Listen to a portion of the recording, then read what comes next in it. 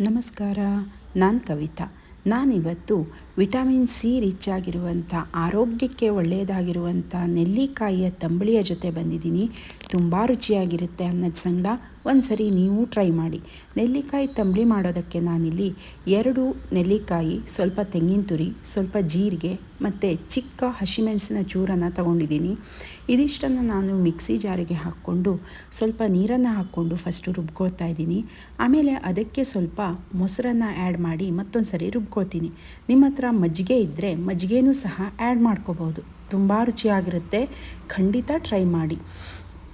ಹಾಗೆ ಅದನ್ನು ಒಂದು ಪಾತ್ರೆಗೆ ಹಾಕ್ತಾ ಇದ್ದೀನಿ ಈಗ.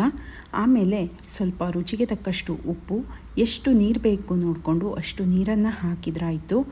ತುಂಬ ಈಸಿ ರೆಸಿಪಿ. ಈಗ ಒಂದು ಒಗ್ಗರಣೆ, ಸ್ವಲ್ಪ ತೆಂಗಿನೆಣ್ಣೆ, ಜೀರಿಗೆ, ಸಾಸಿವೆ, ಕೆಂಪು ಮೆಣಸು ಮತ್ತು ಕರಿಬೇವನ್ನು ಹಾಕಿ ಒಂದು ಒಗ್ಗರಣೆಯನ್ನು ಕೊಟ್ಟರೆ ನಮ್ಮ ಆರೋಗ್ಯಕರವಾದಂಥ ತಂಬಳಿ ರೆಡಿಯಾಗಿರುತ್ತೆ. ಅನ್ನದ ಸಂಗಡ ತುಂಬ ರುಚಿಯಾಗಿದೆ. ನೀವು ಒಂದು ಸರಿ ಟ್ರೈ ಮಾಡಿ. Thank you.